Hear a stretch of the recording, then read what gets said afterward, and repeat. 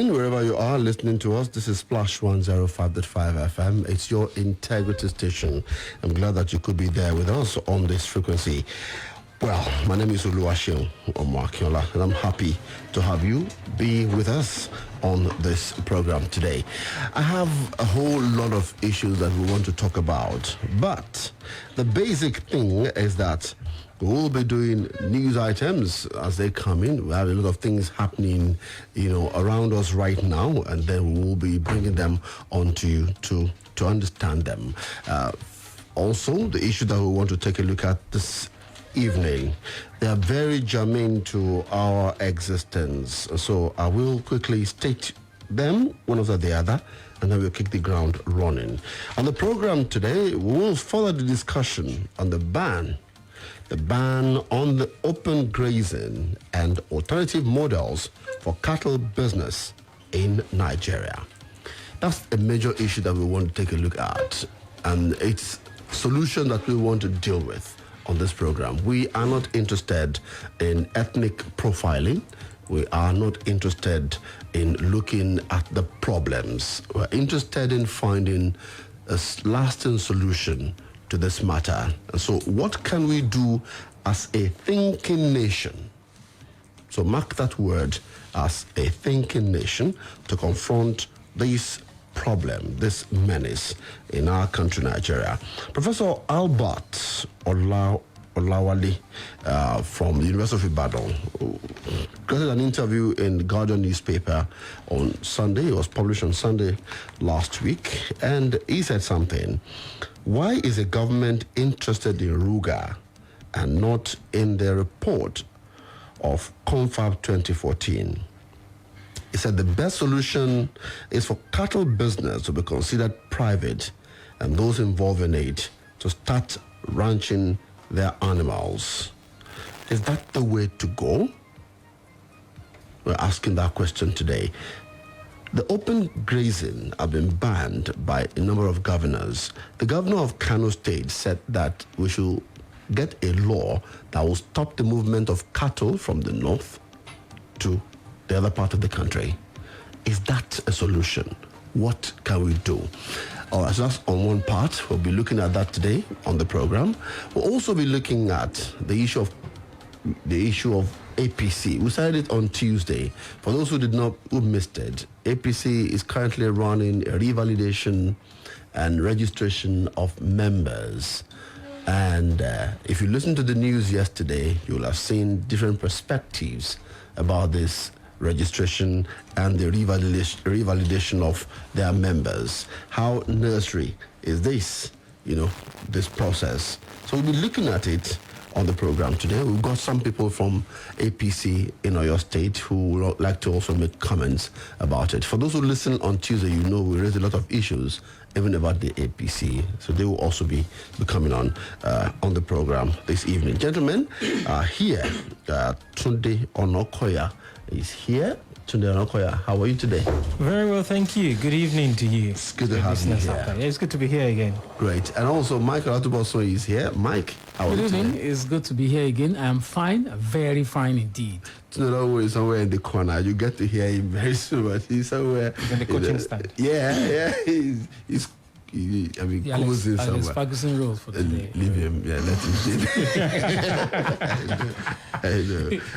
We have Dr. Saka here. I know he's Deputy Incident Person in Lagos on COVID-19. He's also very much interested in agriculture. Dr. Saka, welcome to the program. Thank you very much. Good evening. Great. I'm going to start with Dr. Saka before I go to the journalists.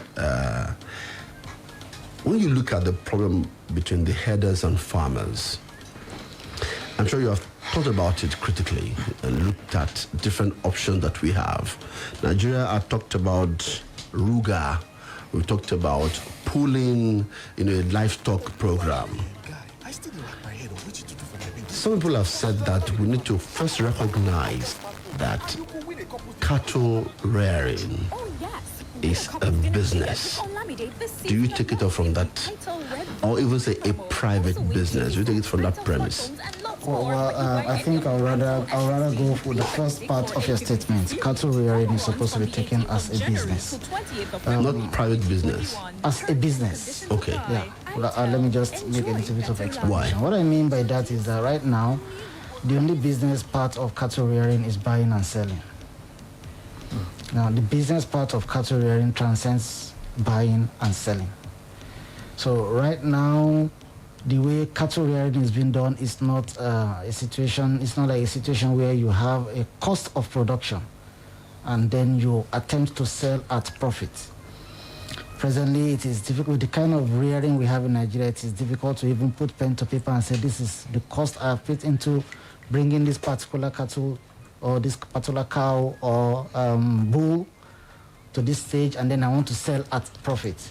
So because it is like that, it is difficult for them to be able to say, this is the way to run it.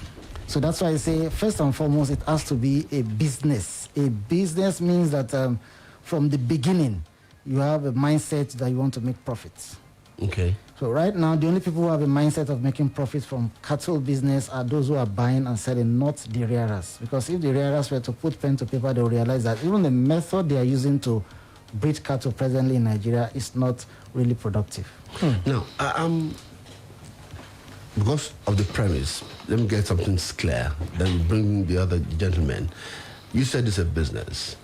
I was thinking that if it's a business, and if we agree that it's a business, all of us, I was wondering why a cattle rearer or a header has in mind that he's going to sell this cattle at the end of the production stage, which is raise it from maybe the childhood to adulthood and then sell. But he wants to feed these cattle without any investment into what he uses to feed them. Okay, so to understand that situation, you need to go back to how did we get here?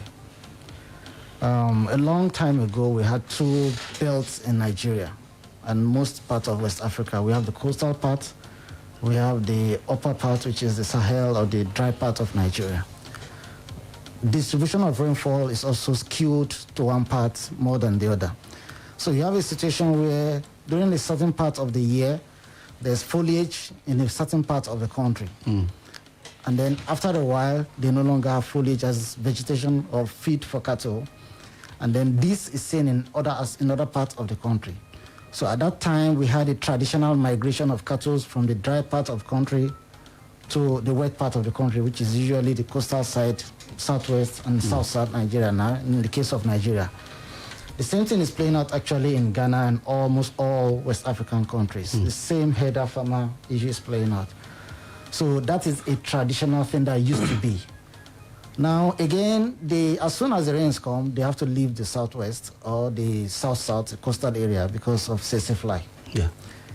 Presently, there's a decimation of the forest zone in the coastal part of West Africa, meaning there's a reduction in tsetse fly. Yes. Meaning the cattle can actually stay longer than they used to stay.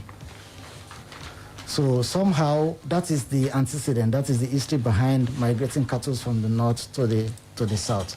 Now, does it really happen again now? It's not a question you can answer with all clarity that yes, it's happening. Rather, what we have is that already there are established cattle rearers in this part of the country who are no longer returning to the north. It's not like we have cattle now migrating from the north to the southern part of the country as it used to be. So rather than say there is a migration now, it's more like there are established cattle rearers in the southern part of the country.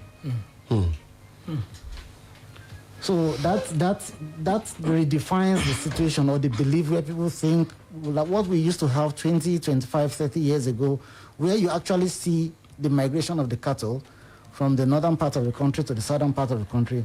You don't see that again now. The ones you see that are migrated are the ones actually meant for sales. But of course, we have headers around here now who are now stationed in the the southern part of the country now, and they head their cattle in the southern part of the country. And of course, that is what is now responsible now for the increased conflict between the headers and the farmers. So, The question I want to ask is, what are we going to do?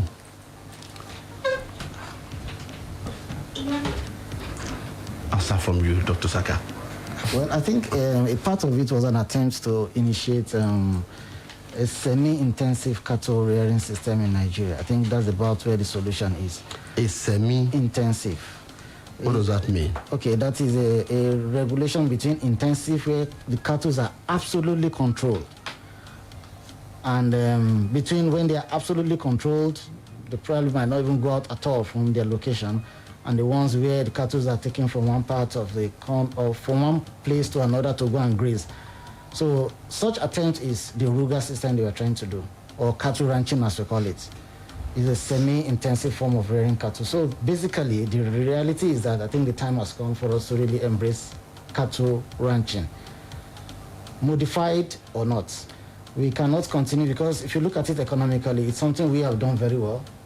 Do both sides, whether you ranch, we ranch some, we allow some to graze freely, and then you realize that those that are, there is no difference, because at the end of the day, whatever they have consumed from where they have gone to graze, by the time they get back home, quite a lot of it's lost to energy consumed.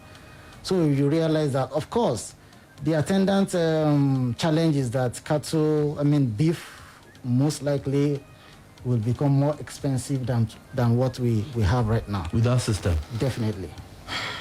Definitely. Why? What's the reason? Yeah, it means your cost of production will go up. Now you are attempting, instead of allowing your cattle to just go out and come back, to feed now you would have to, now you would have to purchase.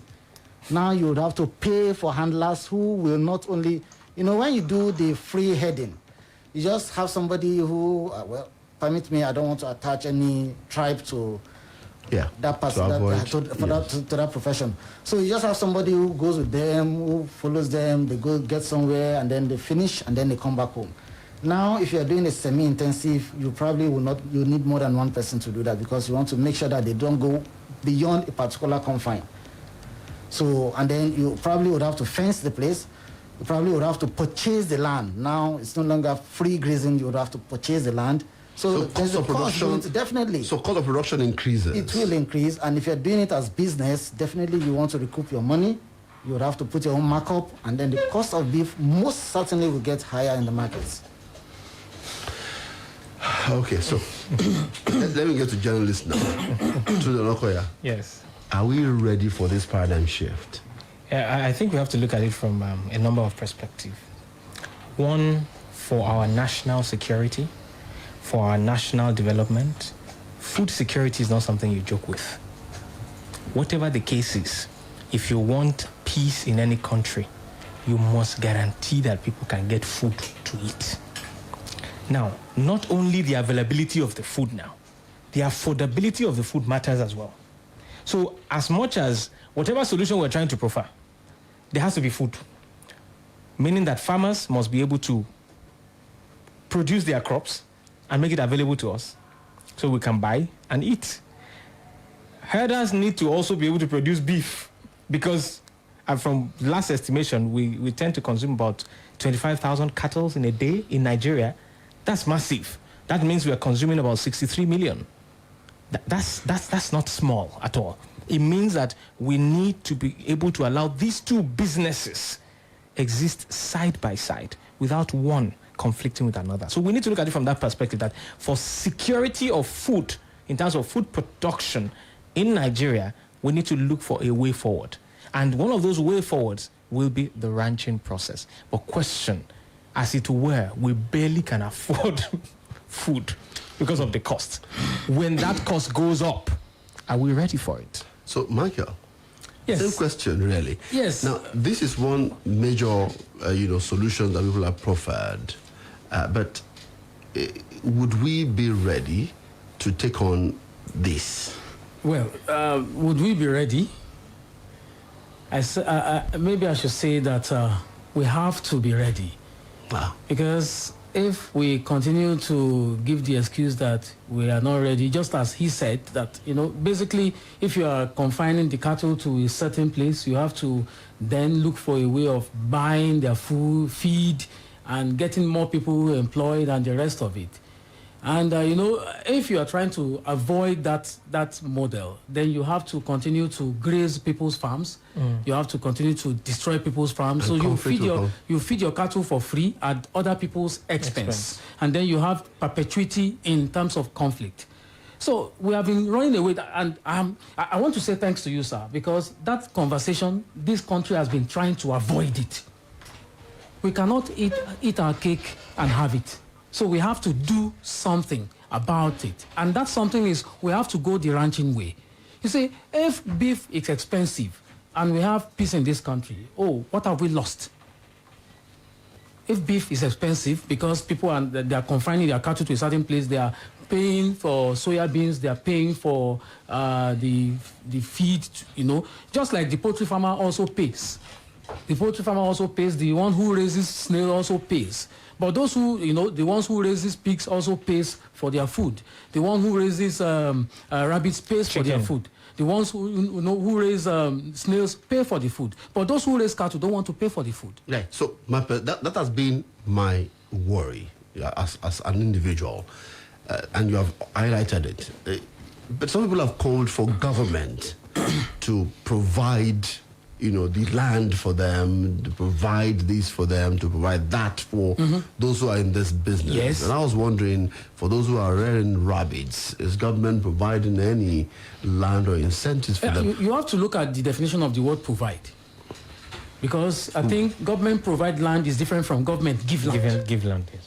I believe that they are two different things. So by provision of land, you are simply saying that we should make it easy for them to say, well, so just like if you're a poultry farmer now, you can go to Egbeda, for instance, and if there is 1 acre of land, you can buy the 1 acre of land, you can fence it, and then you can put your chicken there. So why can't you also use that model for cattle?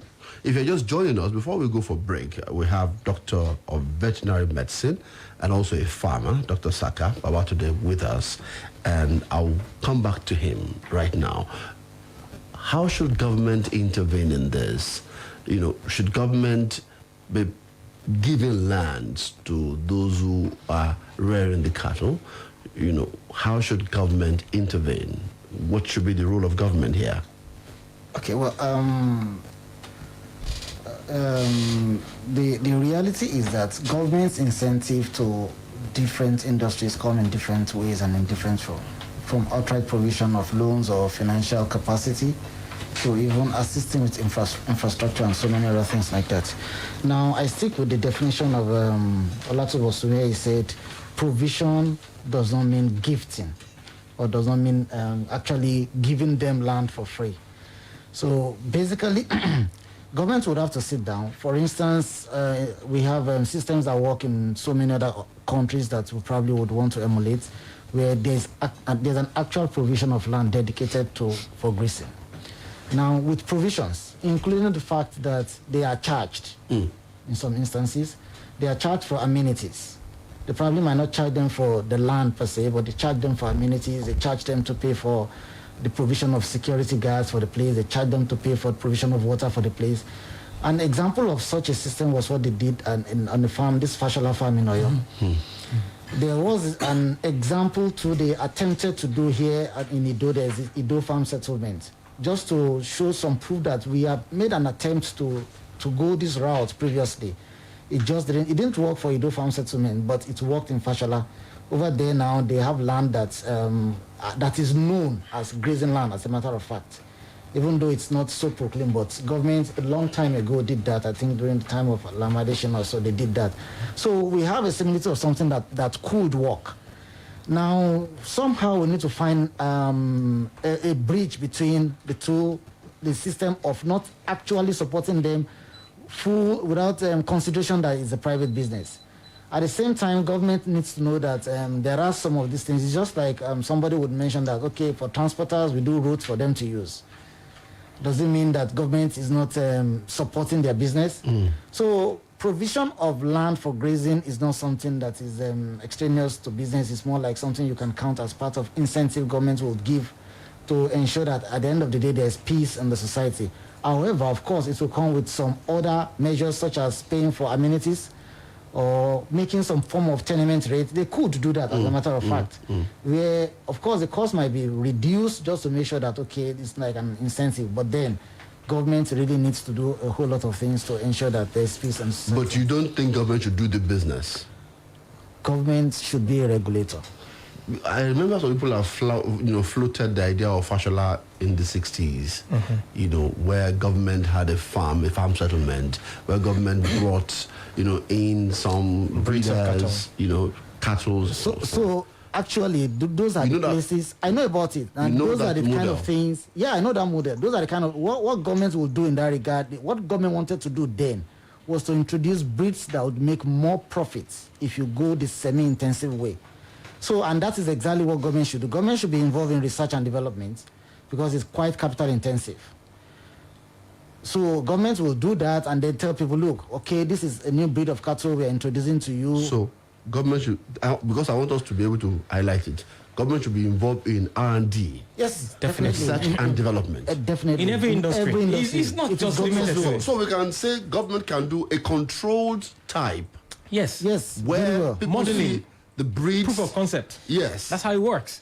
That's how it works everywhere in the world. Government needs to see. It's important for government to know that showing proof of concept reinforces certain beliefs you want people to actually take. It also reinforces the confidence of investors. Confidence people have in that business. So as much as in the United States, for example, that cattle and dairy industry is heavily subsidized by governments. In fact, farmers wait for government subsidy to do business. If government in the US stops subsidizing that industry, it will collapse in less than 6 months. I also know that they serve as their off-takers too. Yes, they do. Government guarantees off-taking, including at a point where they had issues between the United States and Canada stopped taking the US milk. It nearly became a trade war between the US and Canada because they were producing so much milk and Canada wasn't off-taking. So government has a role in this. Government has a role. Definitely do have a role. We need to take a commercial break. When we come back, we'll round off on this, and then we'll go political in full blast. Stay with us, don't go away. It's still Splash Rendezvous. Splash FM 105.5.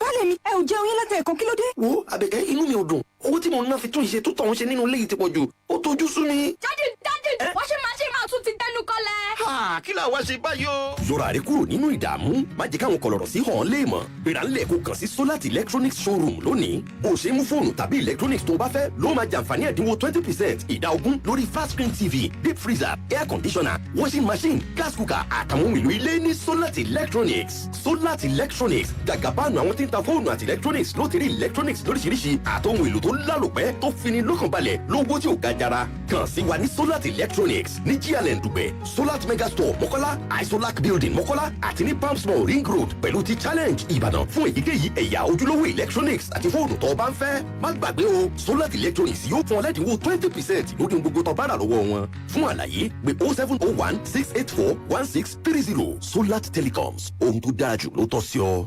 Olúwa yóò ṣohun gbogbo tó fẹ́ o, àṣẹ ń bẹ lẹ́nu wòlíì rẹ̀, Prọfẹ̀sà Òjó, ọmọ lójú Jésù. Ìsọjí orí afẹ́fẹ́ ti dé. Gbogbo wa ká máa kíra wa kú oríire. Bí Olúwa ti ń bẹ tí ẹ̀mí rẹ̀ wá. Ọgbọ̀n ìṣẹ́jú ọ̀tọ̀ọ̀tọ̀ ni wòlíì Ọlọ́run Prọfẹ̀sà Òjó, ọmọ lójú Jésù, bàbá Sẹ́gẹ̀dógó. Tó fi máa wàásù gbàdúrà fún gbogbo ènìyàn láti túnde jáde.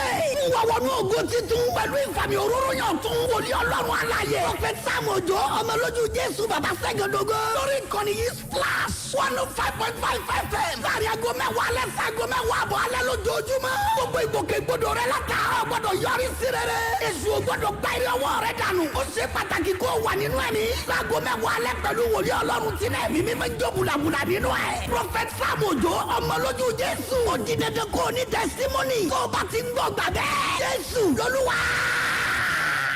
Uncle Dentist, wetin be cavities and And how Colgate take they protect my teeth from cavities? Shay, they use Kung Fu? No, dear. Now, hole for teeth, they cause most tooth pain will be cavity. But if you use Colgate Maximum Cavity Protection, take brush every day. The confirmed formula could help keep natural calcium inside our teeth. We could protect them from tooth decay. Time don't reach to upgrade to the world's most chosen toothpaste, Colgate. Because Colgate locks calcium in. Now, the Nigerian Dental Association, they recommend Colgate. Mọ ohun tó ń ṣẹlẹ̀ ní àyíká rẹ nípasẹ̀ ìròyìn BBC ní Yorùbá. Nítorí kí o tó lè tayọ, o ní láti mọ̀ ọ́. Ní ìmísí pẹ̀lú àwọn oríṣiríṣi ìròyìn láti ibi àti káàkiri àgbáyé. Nígbà tí o bá ní ìmọ̀ nípa ohun tó ń lọ ní àgbáyé, o lè ṣe ohunkóhun. Mọ ohun tó ń ṣẹlẹ̀ ní àyíká rẹ. Wá BBC News Yorùbá kàn. Brace up for the future. Study nursing, doctor of physiotherapy, medical laboratory science, accounting with the ICANN professional certification, mass communication, criminology and security studies, software engineering, cybersecurity, biotechnology, and other relevant courses at Christland University, Abeokuta, the university arm of Christland Schools. Christland University is a world-class university with state-of-the-art laboratories, libraries, studio, entrepreneurship certification, and good accommodation within a conducive environment for learning. At Christland University, transfer to 200 and 300 levels are available at affordable rates. Top-up conversion programs are also available. Our upcoming program is law. Our fees are affordable with flexible payment plan. To apply, visit www.christlanduniversity.edu.ng or call 0813-266-3928 and 0802-304-6920. Grab this opportunity at Christland University, intellectual radiance. Wonder why they're excited? Cousins Baby is at it again with the Cousins Baby Moment 7 competition. Can't keep still as we anticipate the fun, joy, beauty, and laughter as parents share their reasons for joy. Your baby stands a chance to win over 5 million naira in cash and other amazing prizes. To enter your baby in the competition, buy any 3 different Cousins Baby products or a gift pack. Take a creative picture of your baby with the product, upload the picture on the app at www.cousins.baby.com.ng/, and you're good to go. The competition is open to babies between 0 to 24 months. For more info, visit at Cousins Baby NG on Instagram and Facebook. T's and C's apply. Splash FM 105.5.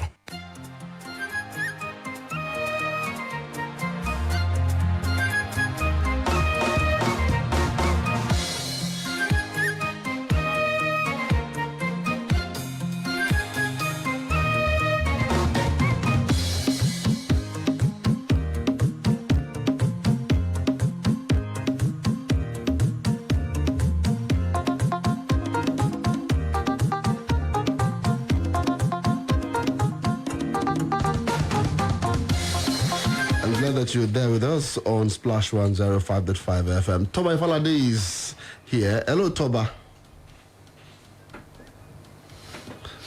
Toba, can you hear me? How are you?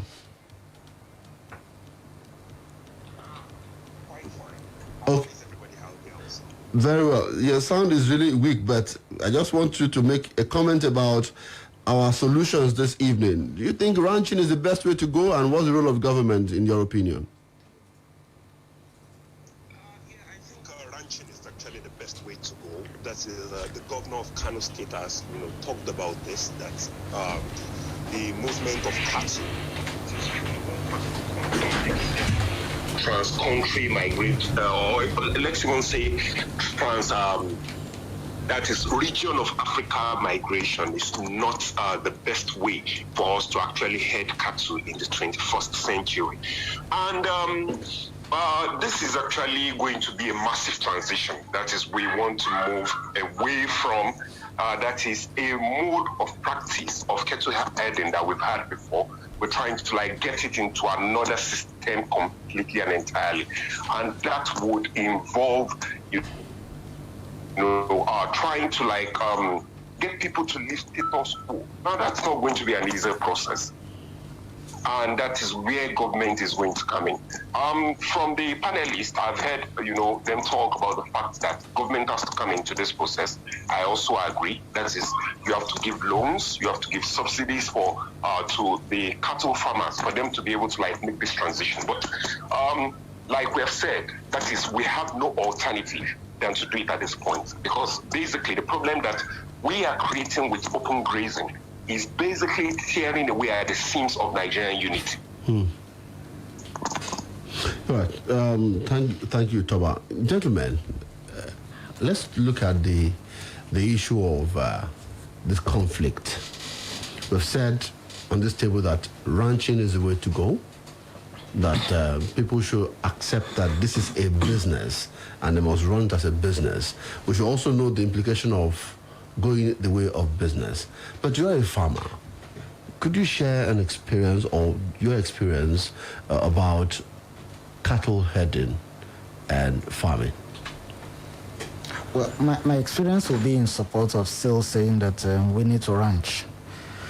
Because every time we talk about conflict between herders and farmers, it's quite difficult to take a stand, except you don't want to be realistic. Why is it difficult to take a stand? So at every point in time that we've had this experience, we realize that it's about 50-50. The fault of the herder, 50% the fault of the farmer. I've seen situations where farmers know a cattle route, right? And they deliberately go to plant their crops on that route. But this is modern time. Because can we sustain cattle routes even in 2020? My last experience, people came onto my own farmland, which I use as my grazing ground for my cattle to come and plant there. My cattle consumed, and I was forced to pay compensation. On your land, right? Yes. Your own land? Yes. How could you 400 acres farm on your land without permission? Because there is this assumption that every time you have a conflict with the herders are at fault. And it's an erroneous assumption. It's very, very, because like I said, I've had an instance where someone came to fight on my farm with 5 others. If I wasn't on the farm on that day, I don't know what could have happened, because whether you like it or not, the herders like their cattle. They rose and they were going to fight. I mediated, and then we went to the Bale's place. And then the Bale asked his son that day that, he called his name, he said, "You and I live in this house. We have been sleeping together and working together in the last 2 months. When did you leave this house to go and cultivate any land?" Alas, it was false. He had no cultivation on the land. So it's something that we really have to approach with a lot. And I know very well too that herders too do have their own. They would rather feed their animals than let their animals starve. They will do that. By all means. Yes, they do that. Yes, they do that. Even if they don't own at the expense of even if they don't own the flock. They do it. Yes, they do that. That is the truth. I know they would do that. Even as the owner of a farm, they have told me if I fail to bring so for the cattle to eat, they will put the cattle on the maize farm. On your own crop farm. Yes, they will do it. However, it still comes back to the fact that there is the need for government to really, really intervene and put its feet firm. This is the way you should do it and stick by it. Yes. How? The best way is ranching. That's what we are saying. Okay, so everybody has said ranching. But Michael and Tunde, in 1 minute each, because I want to round up this, there is a sentimental attachment to land ownership in Africa, in Nigeria.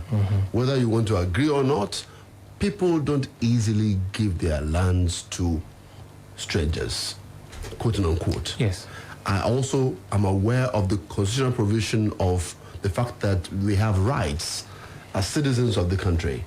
I remember I was showing Michael the report of 2014 CONFAB, a particular committee on immigration, and citizenship and land matters. And they were talking about the idea of citizenship rather than that of indigenship, even though you respect the right of indigents, but citizens more like supersede in that. So, Michael, are we equally ready for that conversation? We are not ready, but we have to be ready. It's the same question I ask you again. You see, we cannot eat our cake and have it. Do you think we are going to be ready? Because when people say, you cannot stay in the land of our fathers. Okay. So, yeah. Okay. Don't you hear that statement? Yeah, people have a right to say you cannot stay on the land of our fathers. But, hold on. The point is that you are in crisis, perpetual crisis with somebody. You have to be able to accommodate the other person. if you indeed see that other person as a fellow Nigerian, you have to understand that, see, when we say the national anthem, we end with peace and unity. That peace and unity, maybe it's because we usually see the national anthem as a piece of writing. We don't see it as our conscious reality. Something to internalize. You understand? You see, for me, I don't understand it. And it happens everywhere. It's not just down south here. Just go to, as you are, as a Yoruba man, just go to the eastern part of Nigeria and say you want to buy land. It's also very difficult. Go to the north as a Yoruba man, you still want to buy land. It's always very difficult. People still buy land. People still do, but the word is, my key word is difficult. I did not very say impossible. Difficult at that. It's usually very difficult. But you see, we have to come to understand that.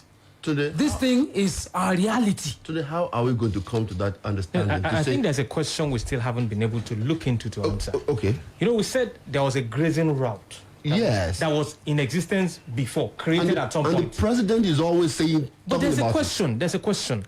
Those supposed, I'll use that word supposed now, grazing routes that we had, at the time they were considered to be grazing route, did those land belong to certain people and those people accepted them as grazing route then? Okay, if they did then, why are they no longer interested in making it or leaving it as a grazing route?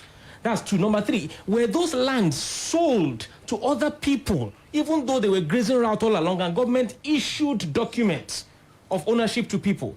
And now still come back to without notifying those who were grazing that we have now sold this land. It belongs to individuals. Because those questions, there's a lot of ambiguity around here now. We don't have clarity on what happened. Well, personally, honestly, I don't see the issue of land as a problem. How? Yeah, because cattle rearing is supposed to be a business, and actually, to me, it's a business. Anybody can do cattle rearing. It is not mandatory for somebody who is not an indigene or citizen of a state to come to that state mandatorily. It's about offer and acceptance. If I have a family land, I have somebody from the east who wants to come and do cattle rearing in my place and wants to buy the land for that purpose. If I feel like I could sell, if the price is good for us.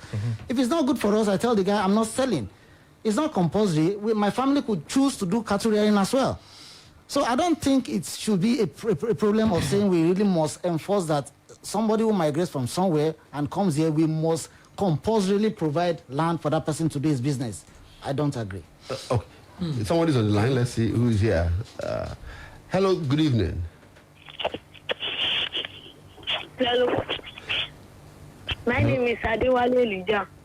Adewale, welcome. Adewale, you're on already. What? I'm not sure that calls us. Please, if you want to be part of this conversation, you can call us. But please, when you call, identify yourself and let's know what you've got for us on the program this evening. 0809-155-1055, 0805-699-8678, and 0706-949-3000. Let's see, we've got people. Hello. Hello, good evening. Yes. Hello, good evening, Mr. Shew. Good evening. Jide calling from Mokola. Hey, Mr. Jide, welcome. Good evening, and thank you for joining us. Yeah, I enjoy your conversation with the veterinary doctor, but I noticed something that is hope, and it's what we all knows about. It's about these guys we feed their cattle with anything, without minding anything. Now, suppose we have a ranch now, and they are there, we put them there, and they are not the only one that will be on that ranch. We have other ethnic groups there too, who might be interested in doing cattle rearing too. So all of them, because the government is going to provide the land, and everybody who is better in cattle rearing will be there. Now, what if the food wasn't sufficient enough for all of them to feed their cattle? And he said these people have the instinct of going to any extent to feed their own cattle. What will happen on that ranch too? So that's my question. Thank you. Thank you very much. Let's see, is anybody here? Hello? Hello? Good evening. Good evening, Michael and Sean. And the other guys.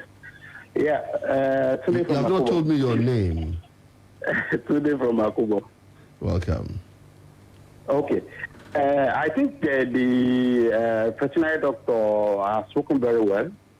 You've asked a valid question. The grazing roads before, it was gazetted by federal government. But now we've grown in population, so the lands have been taken over, whether it was bought or reallocated or whatever. Government now, we even pipeline right of way, we don't maintain it. So we have bushes everywhere. So I'm sure these lands have been taken over back by people. So the problem of the roads, it's no longer realistic to think grassy roads will stay continued. But the missing link for me is the government has taken so much time to develop the National Livestock Transformation Plan, which was done in conjunction with the governors, and they agreed to this program. The dilemma for me is the attitude of the governors. When this plan was being done, everybody, they were all involved. Now it's there for them to implement this thing to stop this crisis. Everybody is pandering to sentiment of people on the issue of land, basically. Yeah, thank you. Thank you. That was where I was going, gentlemen, when I was talking about land attachment. But Dr. Tunde Olawuwo said that land shouldn't be a problem. But the governors seems to have double face. I don't know whether I'm right, but seems to have double face about this matter. They banned open grazing, but are they opening up the space for a modern cattle rearing system? Doctor, let's close here. Do you think we will go a step further if we don't harmonize our thoughts? No. We have to. It has to become a business, a profit-making business, and for it to really make sense, it has to get organized. And even if you are planning to give an incentive, if they are not organized, there's no form of incentive you want to give. There's no way you want to organize the sector. There are African countries that have livestock production as their mainstay of the economy. Livestock are actually, they have chips in them, so they are monitored. Right in Africa here. They have sensors. They have sensors for livestock. To answer the question of the caller that said what will happen if one of the greatest challenges we have is that if a particular head of cattle goes to a particular farm to destroy a farm, it's usually difficult to hold the headers liable because you don't find them there. You likely, by the time you come back, they are gone.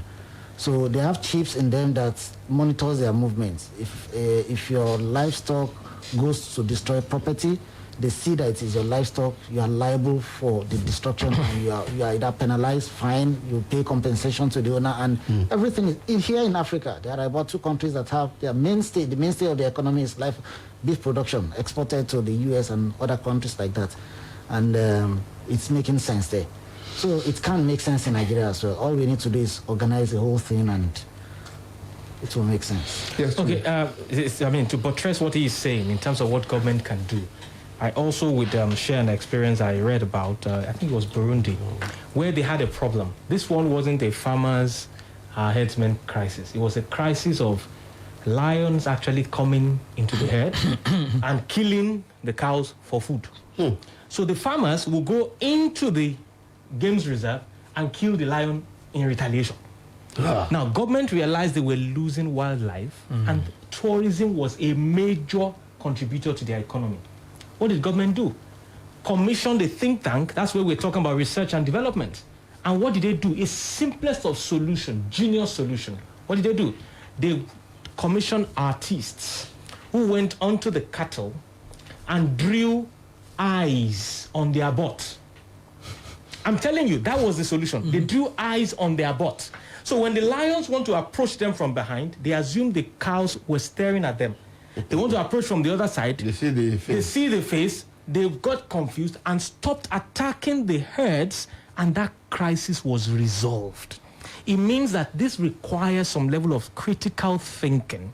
It requires some level of research, because we cannot see, you can't throw money at every problem, because what I hear all the time, and for me, I'm very tired. Every time government says, we will compensate, do we run a government of compensating people with money when solutions can be provided to these things? Okay, well, Michael, your last thought. Yes, I totally agree with him.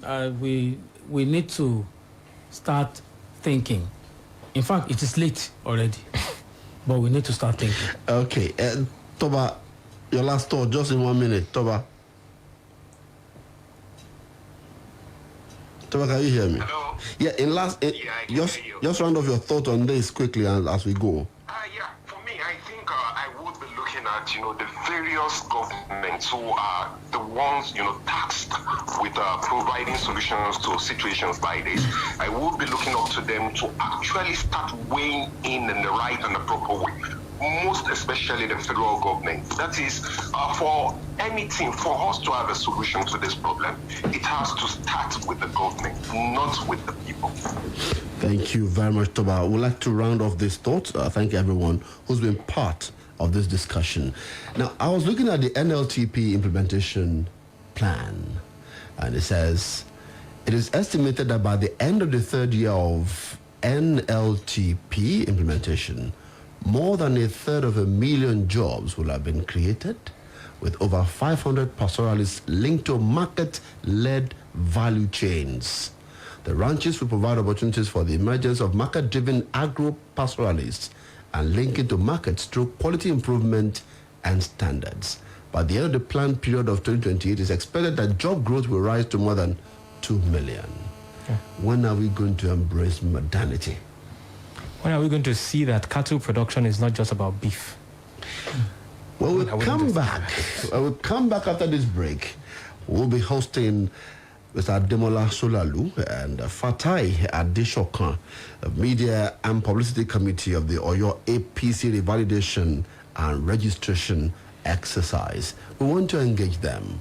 Just yesterday, I was reading where the former national chairman, international chairman of All Progressive Congress, APC, Chibisi Akode, described the ongoing party registration and revalidation exercise as an indefensible aberration leading to certain ugly perceptions. We want to know their opinion about this and the stand of the party. Again, there was a show in Ilorin yesterday. We'll bring you up to speed on all this matter. Stay with us, don't go away.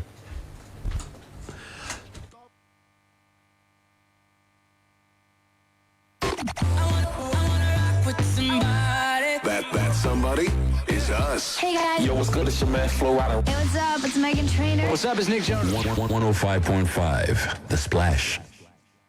Splash FM 105.5. Hey, Oga and Madam, you don't see the room now. Make I show you the toilet where you go to share with the other neighbors.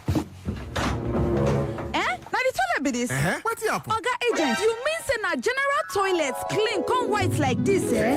Yes, now. See, what's in they use take cleaner and kill the yamayama germs come out. Hypo toilet cleaner. Wow. Wash your toilet at least once a week with Hypo toilet cleaner to keep it sparkling clean and germ-free. Available in sachet for 35 naira only.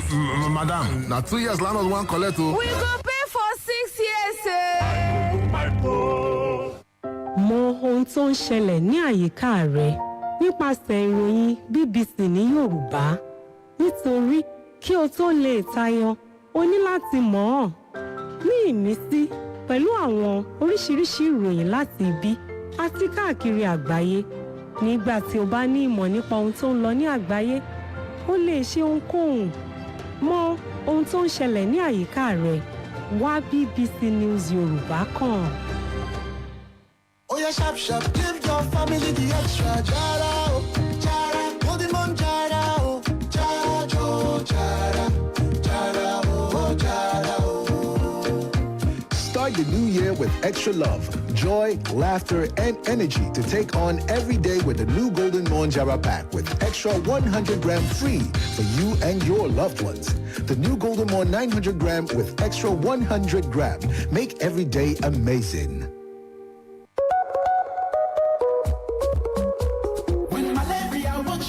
For your side, it gon' knock you down. I'm a temp salt gel. Me I can tell you no say, malaria medicines we no get bad taste, no bitter taste from out, and it easy to swallow. Try, I got red game changer. We'll be looking at the revalidation and membership registration of the APC. and we will focus on Oyo State a little bit. For those who listen to our program on Tuesday, you know that it was our focus on Tuesday, and we raised some questions. And so we hope that the officers in our midst will be able to put answers to these questions that we've got. The Media and Publicity Committee of the Oyo APC Revalidation and Registration Exercise members are here. Ademola Sholalu, sir. Welcome. Sholalu is my name. It's a pleasure. Welcome. Good to see you. Mr. Fatai Adeshoko, thank you for being here. Thanks for having me. Good evening. Good evening. I said before we went on that break what a former international chairman of the APC said about this exercise, Chief Bisi Akande. Yes. He said the ongoing party registration and revalidation exercise is an indefensible aberration leading to certain ugly perceptions. He described the exercise as a waste of money, considering the economic situation of the country. Why would we want to re-register members who are members? Don't you have a database of your members? Thank you very much. In a given democracy, individuals they have right to their opinions. Babawa, our father, he was the pioneer APC chairman, national chairman. He has expressed his own political opinion. In a given democracy, enshrined in the Nigerian constitution, that somebody must have his or her own opinion, rights of opinions. And having our registration is two-way things. We are solving two problems at the same time. We are being holistic. I must own up to you, there are issues. In a given political party, there are bound to be issues. You agree that there Of course, there are tendencies in our party. And before the 2019 election, some of our co-travelers left the party. Some sat on the fence. You saw what happened in Ogun State, where we had a sitting governor, an incumbent governor, canvassing and supporting another Guba candidate in another party. It speaks volumes. And in all of this, if we want to accommodate one another, for all of us to come back, we chose to go holistically, so that we are not minding the cost, so that everybody can have sense of belonging and come back on a platter of gold. Yeah, because you admitted that there are tendencies. Of course, in any given political party. I also agree with you, yes. Because violence erupts at APC registration exercise in Kwara. That's a classic example. I'm not going to describe the ugly video that we saw, but the truth is, it means that there are certain problems within the party in some states. If you remember also what happened to APC in Zamfara State, what happened to APC in Bayelsa State, and the rest. And these are strategic places where APC had suffered some losses, as it were. But do you think this will not reopen these wounds and give room for more crisis? No, somebody cannot run away from his or her problems forever.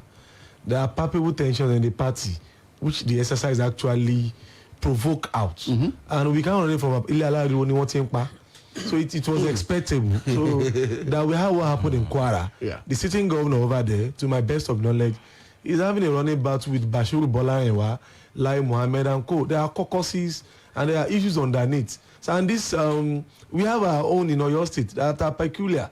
And for the first time, we sat together. People that doesn't call themselves on phone, we sat together in person. Phone left for Olawo, we sat beside ourselves. To your state? Yes. I mean, I remember, Michael, you remember on Tuesday, I was saying there must be a lot of power in that room that day. I mean, so where you find... Of course, Teslim, of course, Professor Oluwaseun. I mean, how did you survive that day? We see, it is political maturity of the actors. Don't forget that Professor Oluwaseun is not a pushover. He had been a media aide to the vice president, and who actually witnessed the heat of the PDP in 2006-2007. He later became chief of staff to former governor illustrious Abiola Ajimobi.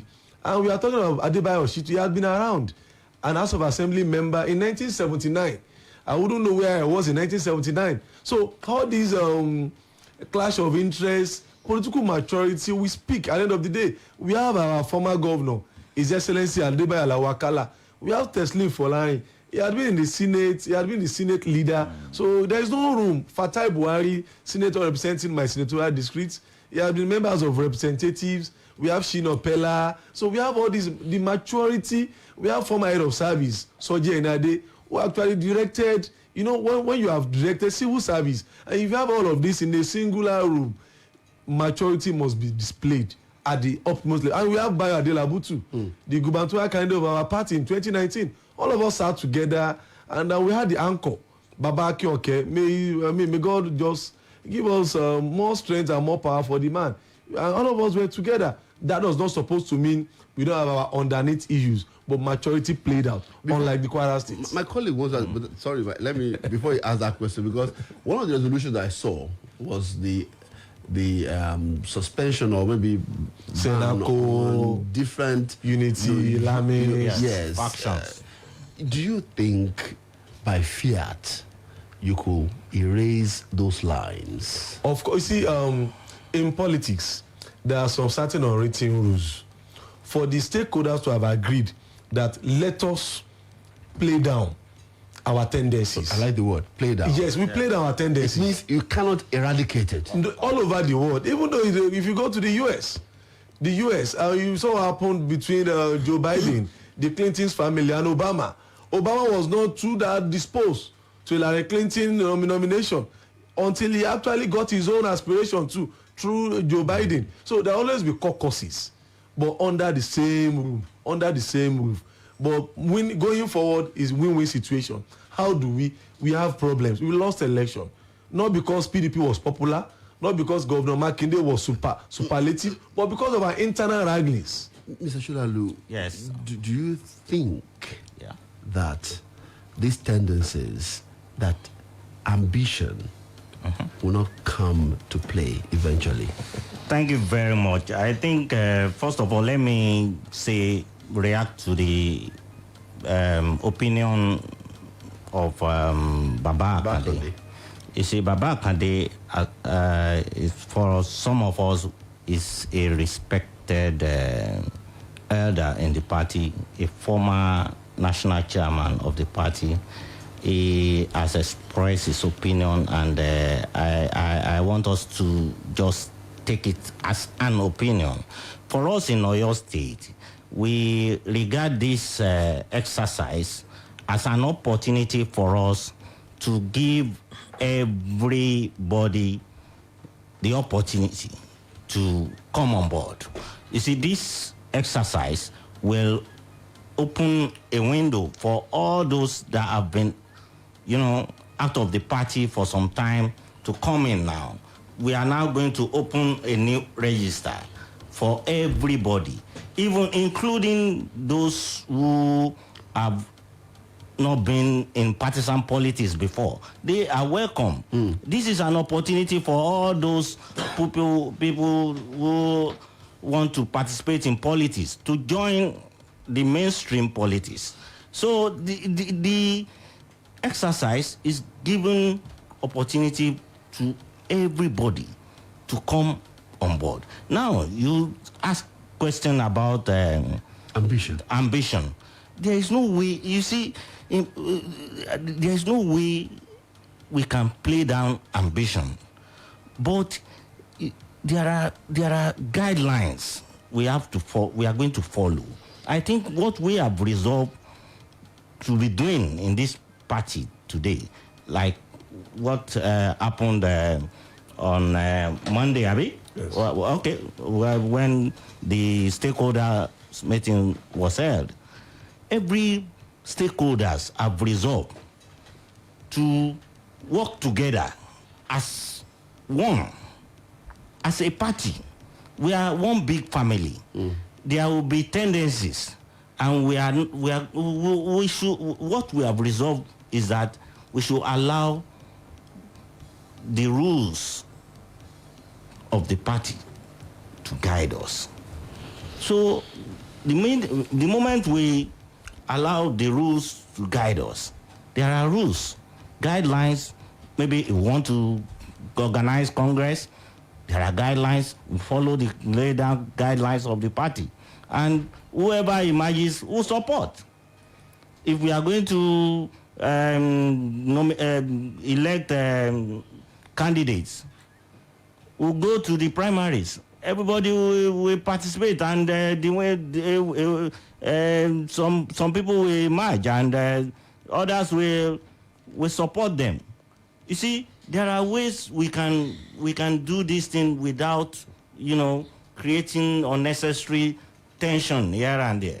And I think the most important thing is that people should respect one another. Michael. Okay, I want to return to the revalidation exercise.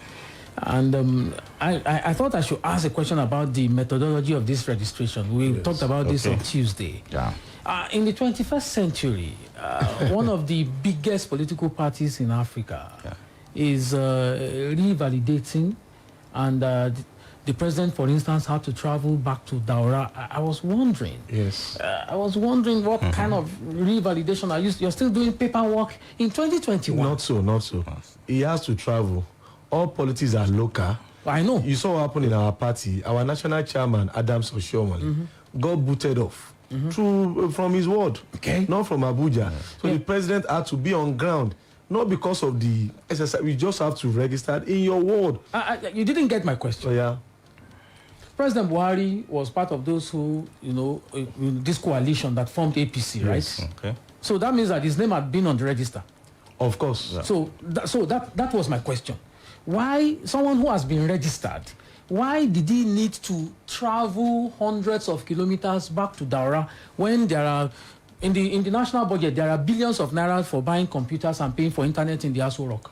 He's not so this is 2021. So my question is, this is 2021. Why did, if we register for JAM online, if you want to go to UK now, you register for, apply for visa online. So why is APC, one of the biggest, and those are my keywords. It's a deliberate method. It's a deliberate method. In politics, you don't play politics simply because, in quotes, like technocrats, you understand? Politics is local. You have to be involved before you evolve. The president emerged in Nassau Rock, not as an independent candidate, but somebody sponsored. So he has to go back. Revalidation means you have to go back to your ward. Regardless of 1,000 computers domiciled in Nassau Rock. You have to be signing a piece of paper because... it was deliberate method, not because we can't choose the other way around. And it's a clear way, because Nigeria we've not grown to that level. Wow. Yes, because talking about Daura and other places, I'm from Shaki, Okeogun, part of Oyo State. So you went home? Of course, I will, I should, because I want to revalidate my membership of my political party. And all politics are local, and it's a two-way solutions. For the president to go back home, he is sensitizing his people. For me to go back home, I base here in Ibadan. Fatai Wale, Fatai ti Wale, Shitu ti Wale, De Oluwakande ti Wale, Shina Pella ti Wale, Fatai Buhari Wale. So that our people have actually come back home to register. You identify with the people, the locals, and every day, as a politician, either you are doing naming ceremony, marriage, what have you, you are politicking. So it's an advantage for us to politic back home. Okay, so let me bring the question to you. So your party still has an analog register in 2020? No, that's not. So the president. Okay, maybe we should say something. You said something earlier. I thought I should before I come back to you. Okay. You said that the governor in Ogun State was doing anti-party. Did the president also not do that? I thought your party should have suspended the president. When he was campaigning, he was saying for governor, vote for any party, but for president, vote for APC. There are choice of words. Choice of words. Yes, I didn't say doing anti-party. Okay. And the president said so in Ogun State. He said so in another state. I think it was in Imo or so. He was a military officer. When you are in any gathering, first and foremost, you have to be conscious of the security. The tension at MK Abiola Stadium on that day was so palpable, and the president must be conscious of what he's going to say. So he must be diplomatic. Of course, you have to be diplomatic. And be anti-party. You don't not anti-party. That's excusable. But how is it excusable? Because how can a president, the leader of the party, in politics, vote for me, Akinola, vote for another party? Akinola, yes. In politics, truth is relative, and the president actually had to. You can found his way out of that arena. Okay, so let me come back to Mr. Solalu. The question basically is, you have to be keeping, an analog register, and you have to, in this in this era of COVID-19, okay, your party had to, bunch people together in the awards because of revalidation. So a lot of analysts have thought that, okay, we are asking that the government should suspend NIN registration because of the COVID-19. Okay. The government is banning crowds. They are saying gatherings should not be more than 50 and the rest of it. And your party is doing the opposite. That's not true. Okay. You see, we have considered the COVID-19 pandemic that is ravaging the whole world. In the exercise, we are going to conduct the exercise at each polling unit. And we are not expecting a crowd to come in at the same time. That's why it has been decentralized up to the polling unit level, and will abide with all the COVID-19 regulations that have been, stipulated. So that is that. But let me react to the issue of the party keeping analog register. That's not true. We have, you see, what you don't, maybe you may not understand this really, because the essence of the exercise, apart from the fact that we want to have a list of our members, we want to use this opportunity to to test our popularity in this environment, in anywhere. You see, for us to organize a stakeholders meeting at Civic Center in Ibadan, the whole of Ibadan people, they were there, and we also did another program. You see, we are politicians. We are, in a way, indirectly, sending signals to the people in government now that this party is back on track. What's the membership? What's the membership?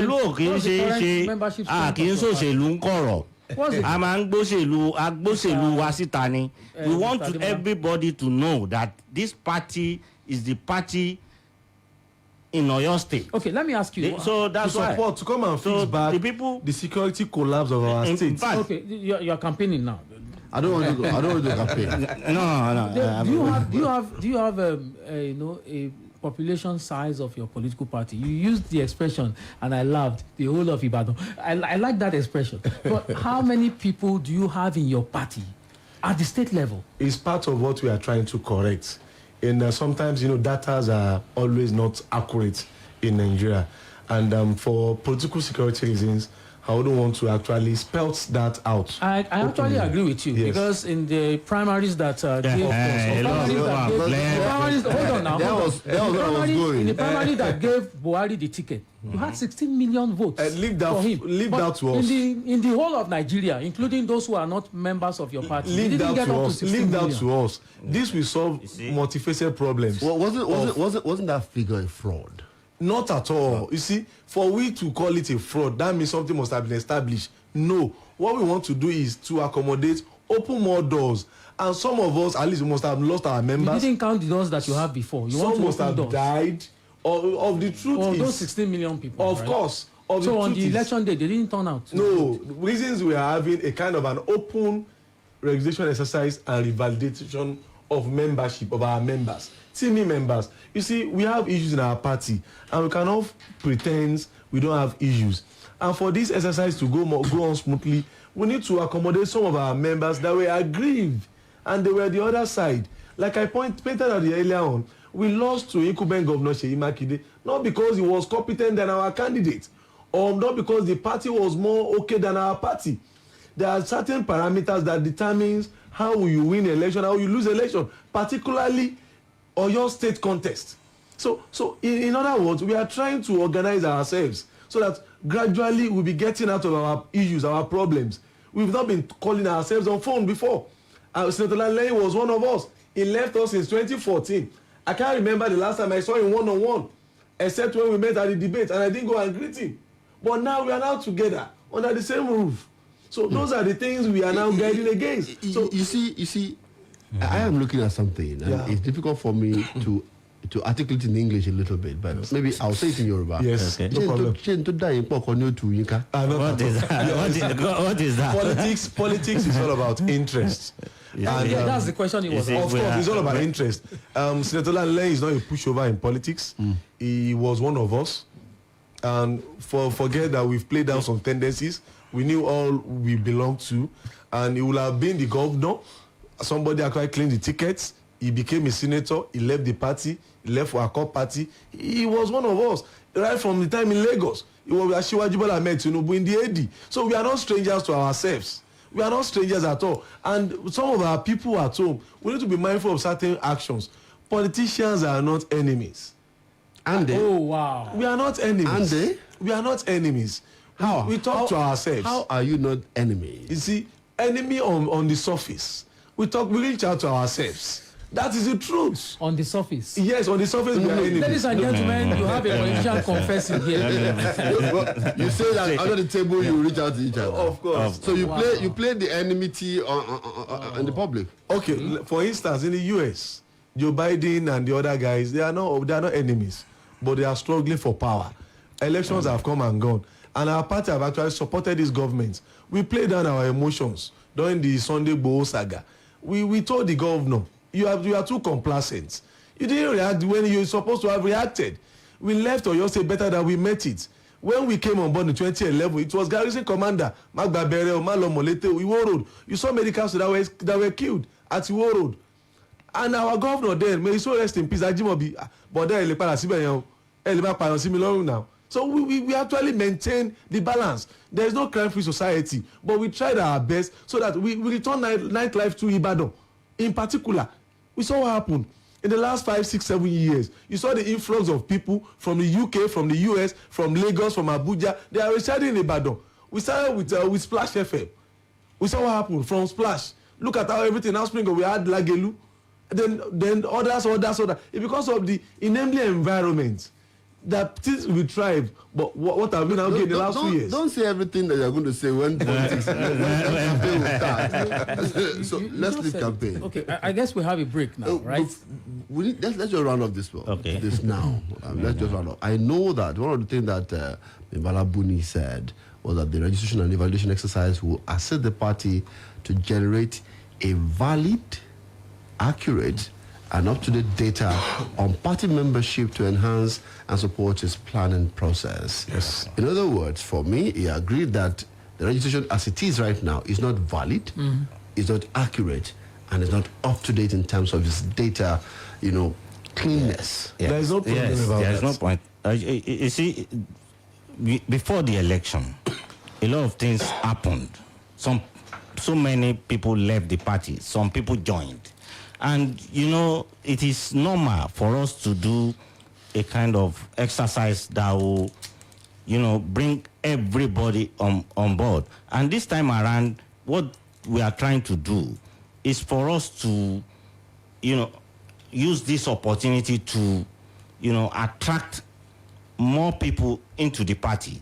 We don't want to close the door for those who are interested in joining politics. All those guys that were agitating during the NSAS protest.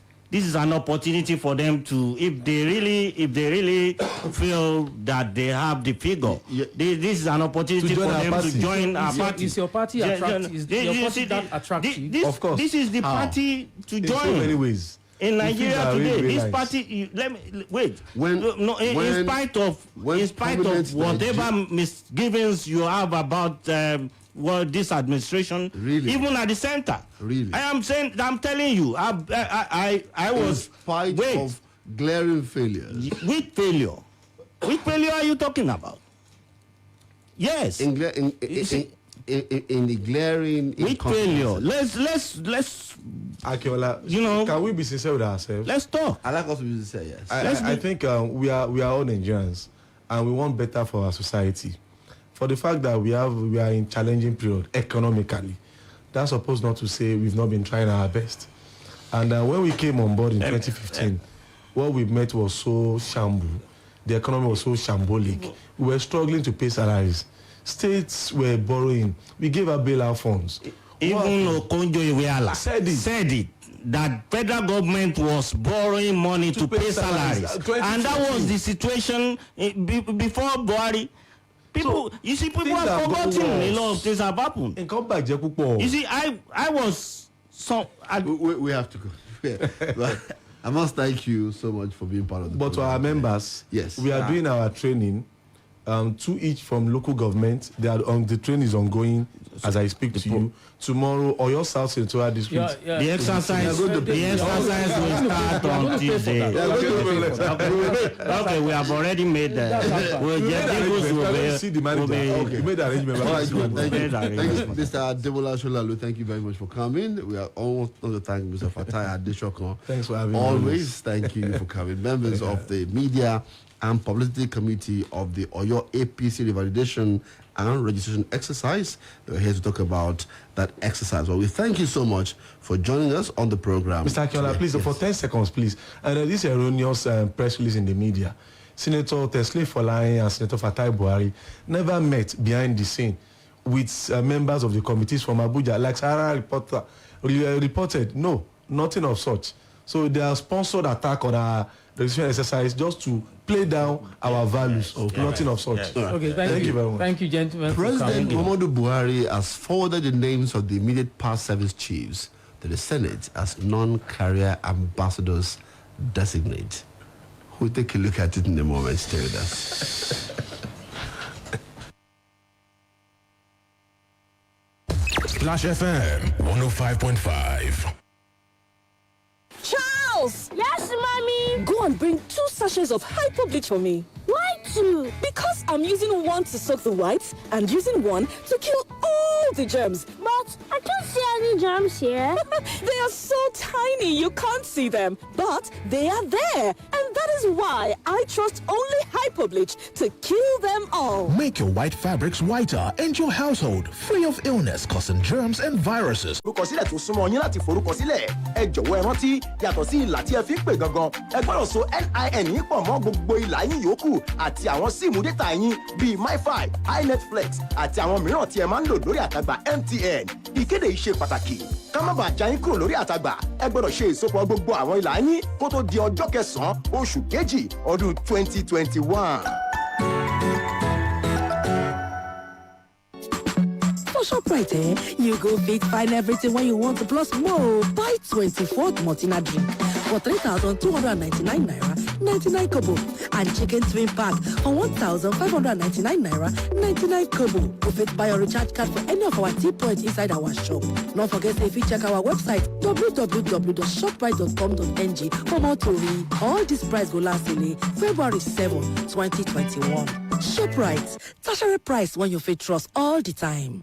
Mọ ohun tó ń ṣẹlẹ̀ ní àyíká rẹ nípasẹ̀ ìròyìn BBC ní Yorùbá.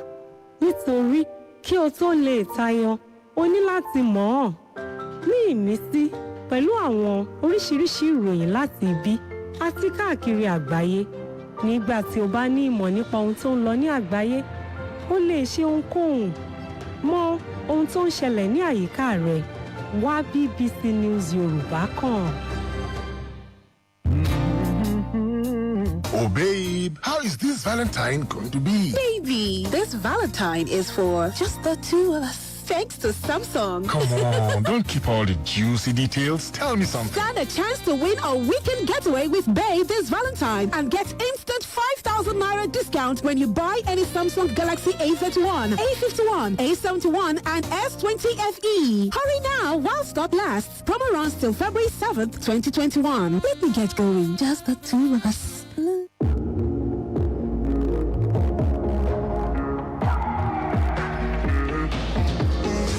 Inside the place, we feel less.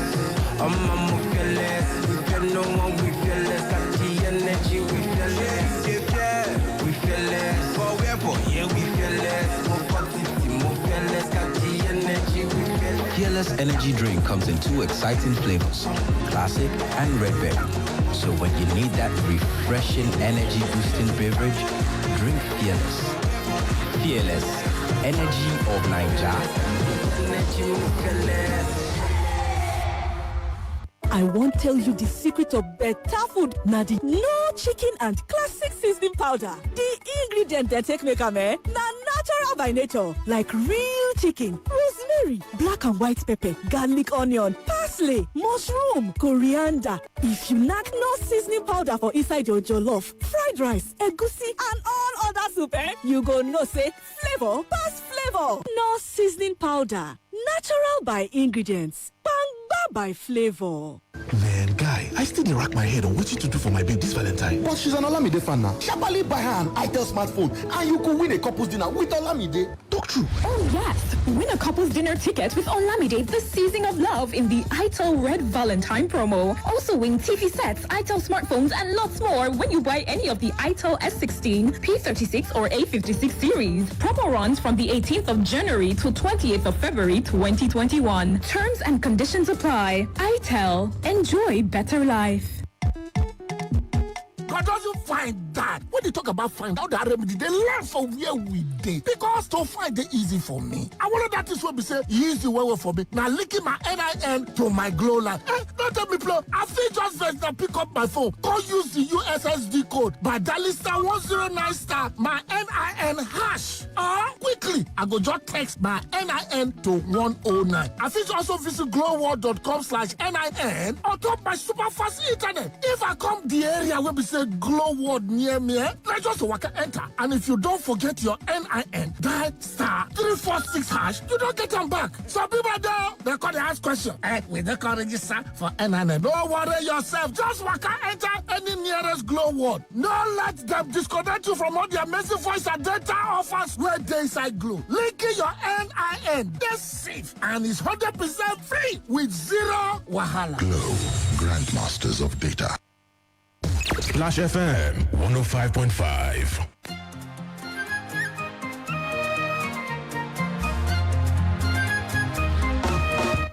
Good to have you there. Quickly, we just have 5 minutes. President Muhammadu Buhari forwarded the names of the immediate past service chiefs to the Senate as non-carrier ambassadors designate. Is this a ploy to, confer some immunity on them from prosecution, if possible, by ICC, if possible? Or is there something between President Muhammadu Buhari and the service chiefs?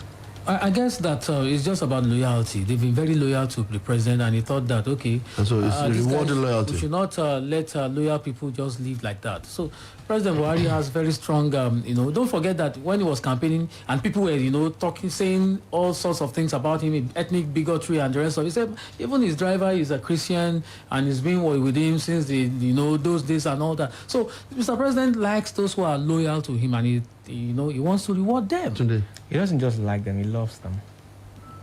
I think that he loves them, and I think that in spite of anything you could say about any of these service chiefs, the person they report to is the Commander-in-Chief of the Armed Forces of Nigeria, which is President Buhari.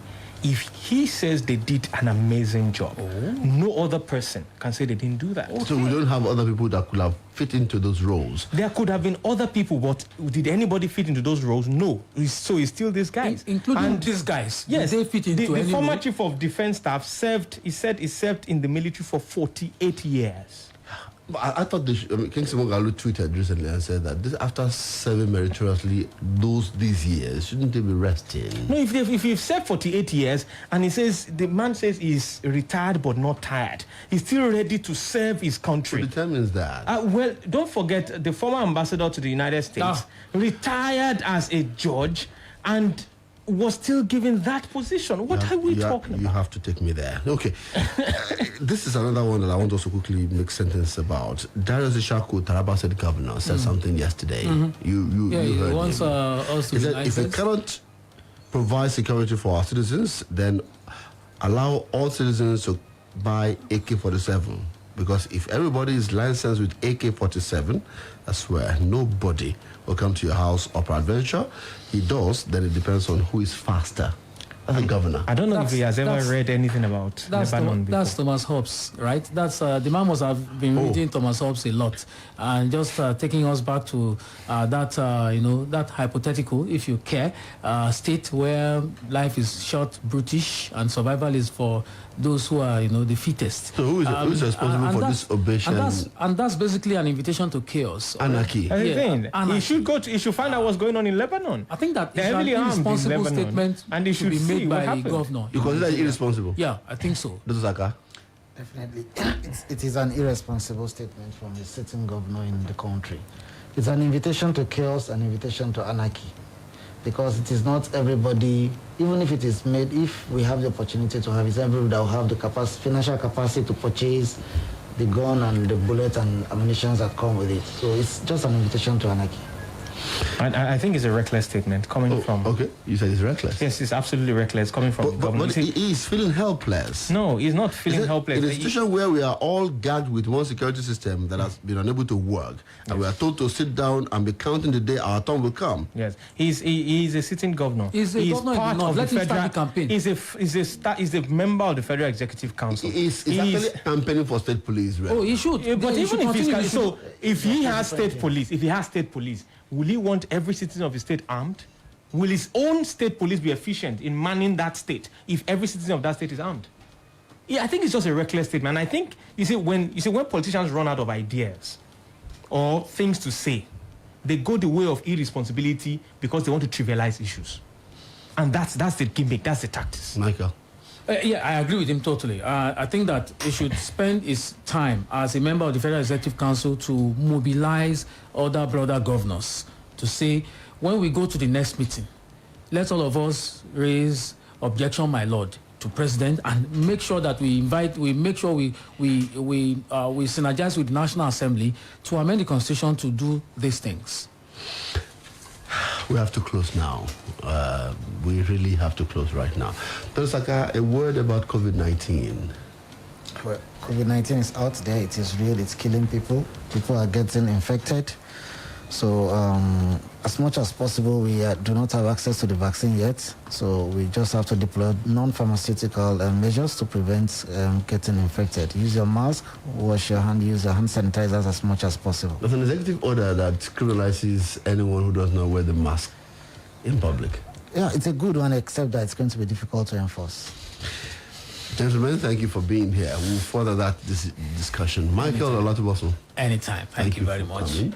I'd like to thank Tunde Olawuwo. Thank you for coming too. Always a pleasure. Many thanks to Tunde Olawuwo. He played the role of a coach today. Yeah. He didn't come on the microphone, but thank you as well. Dr. Saka Babatunde, Doctor of Veterinary Medicine and a farmer. Thank you for your valuable contribution in the program today. Thank you very much. Many thanks to you. Well, thank you all for being part of it. I'm Oluwaseun Akinola. We'll be back next week, Monday, 5 p.m., Tuesday, 5 p.m., and on Thursday, 5 p.m. Bye for now.